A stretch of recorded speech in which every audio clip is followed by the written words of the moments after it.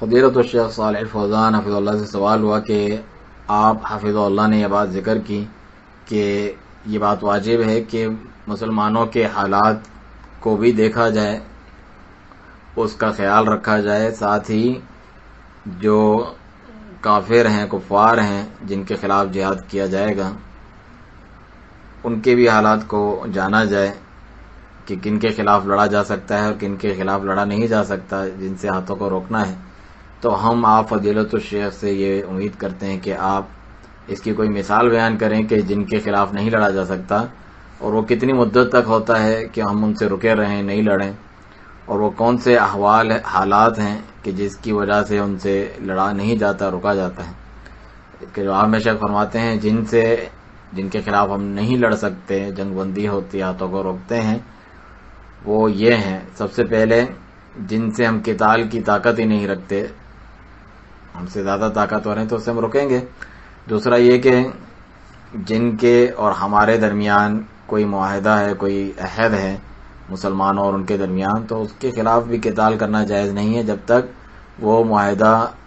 ختم نہ ہو جائے یا پھر وہ عہد شکنی نہ کریں، اپنی طرف سے وہ اس کی پہل نہ کریں۔ تو جب تک عہد باقی ہے، معاہدہ باقی ہے، اور وہ اس معاہدے کی پابندی پاسداری کرتے ہیں، تو مسلمانوں کے لیے جائز نہیں کہ ان کے خلاف قتال شروع کریں۔ اللہ جل وعلا کا فرمان ہے: فَمَا اسْتَقَامُوا لَكُمْ فَاسْتَقِيمُوا لَهُمْ۔ اگر وہ اس کی پابندی کرتے ہیں، یہ جو عہد تمہارے اور ان کے درمیان ہے، تو تم بھی اس کی پابندی پاسداری کرتے رہو۔ ان اللہ یحب المتقین، بے شک اللہ تعالیٰ تقوی اختیار کرنے والوں کو پسند فرماتا ہے۔ جیسا کہ اللہ تعالیٰ کا فرمان ہے: وَإِمَّا تَخَافَنَّ مِن قَوْمٍ خِيَانَةً، اگر آپ کو کسی قوم کی جانب سے خیانت کا، دغا بازی کا خدشہ لاحق ہو، جن سے معاہدہ ہوا ہے، فَانبِذْ إِلَيْهِمْ عَلَى سَوَاءٍ، تو جو ہے ان کی طرف پھینک دیں ان کا عہد، برابری کی بنیاد پر مساوی طور پہ پھینک دیا جائے، اس کی کوئی پرواہ نہ کی جائے، ختم کر دو۔ یہ بات لازم ہے، اگر آپ چاہتے ہیں کہ آپ کے اور ان کے درمیان جو معاہدہ ہے وہ ختم ہو، تو آپ پر لازم ہے کہ پہلے اسے اس کی اطلاع دیں، اس کا اعلان کریں، تاکہ وہ اپنے معاملے کے بارے میں پوری بصیرت پہ ہوں، جانتے ہوں کہ کیا ہونے والا ہے۔ تو یہ جو معاہدوں کا معاملہ اتنا آسان نہیں ہے جس طرح لوگوں نے لیا ہوا ہے۔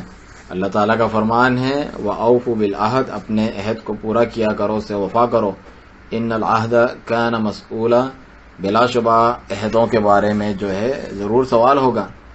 تو جو عہد اور معاہدے ہوتے ہیں، جائز نہیں کہ اسے توڑا جائے جب تک کوئی شرعی جواز نہ ہو اس کا، اور یہ بھی امام کے اذن، حکمران کی، حکومت کی اجازت سے ہوگا۔ معاہدہ بھی اس کی اجازت سے ہوگا، وہ کرے گا، اور یہ ٹوٹے گا بھی اس کی مرضی سے۔ وہ معاہدے کرنے